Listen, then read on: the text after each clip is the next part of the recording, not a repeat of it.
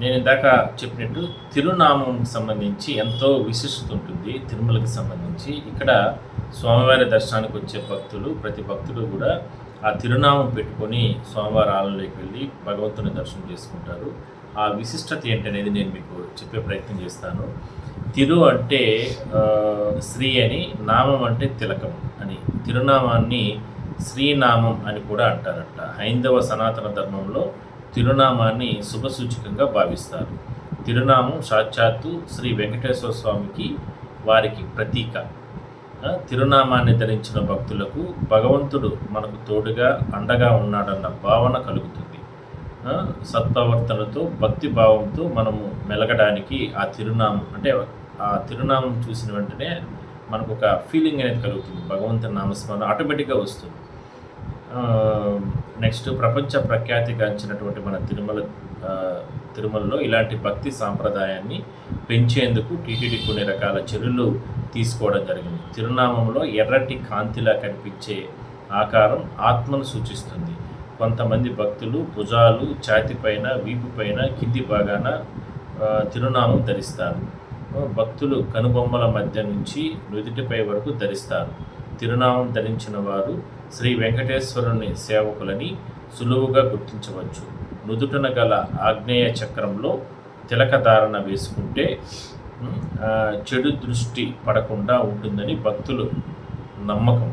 అంటే మామూలు మనం గోవిందమాల వేసినప్పుడు కూడా మనకు అంటే ఇక్కడ వేసుకుంటాము, కంతల పైన పెట్టుకుంటాము, భుజాలపైన, ఇట్లా మన ఒళ్ళు పైన, అన్ని చోట్ల కూడా ఆ తిరునామం వేసుకుంటాం. అంటే భగవంతుని నామస్మరణగా అంటే ఎదుటి వాళ్ళు చూసిన వెంటనే కావచ్చు, వాళ్ళు ఆ భగవంతుని పైన తన్మయం చెందుతారు. అదేవిధంగా మనం కూడా అంటే ఆ స్వామివారి నామ జపన చేస్తూ కూడా ఆయన మాలధారణ ధరించి కూడా అలా వేసుకుంటూ ఉంటారు. తిరునామం కోసం నామకోపు, ఎర్ర సింధూరం వినియోగిస్తూ ఉంటారు. తిరునామం పెట్టుకుంటే చలువ చేస్తుందని కూడా భక్తుల విశ్వాసం.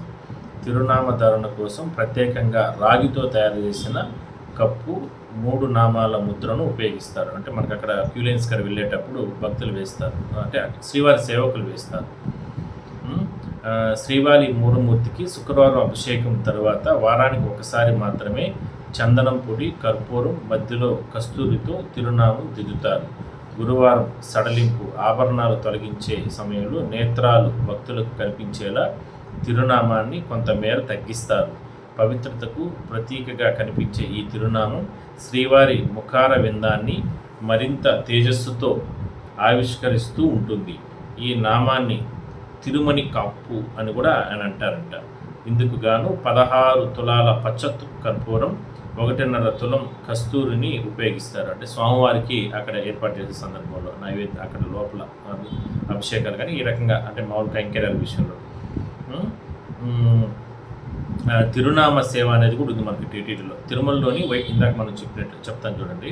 తిరుమలలోని వైకుంఠం క్యూ కాంప్లెక్స్ 1లో 300 రూపాయల ప్రత్యేక ప్రవేశ మార్గం, శ్రీవాణి దర్శన ప్రవేశ మార్గం, వైకుంఠం క్యూ కాంప్లెక్స్ 2లో సర్వదర్శనం భక్తులకు, అదేవిధంగా గొల్ల మండపం కావచ్చు, రాంబగిచా 3 కాడ్ కావచ్చు, బేడి ఆంజనేయ స్వామి ఆలయం వద్ద కావచ్చు, కళ్యాణకట్ట, సుపదం వరాహస్వామి ఆలయం, 4 మాడ వీధులు, మాతృశ్రీ తరిగొండ వెంగబాంబ అన్నప్రసాద కేంద్రం, సప్తగిరి విశ్రాంతి గృహం, జిఎన్సి నందకం విశ్రాంతి గృహం, లేపాక్షి సర్కిల్, ఏటీజీహెచ్, మాతృశ్రీ తరిగొండ వెంగబాంబ అన్న ప్రసాద కేంద్రం పరిసర ప్రాంతాలు భక్తులు తిరునామధరణ జరుగుతూ ఉంటుంది. ఇందుకోసం రోజుకు 2 షిఫ్టుల్లో దాదాపు 168 మంది శ్రీవారి సేవకులను సేవలు అందిస్తూ ఉన్నారు.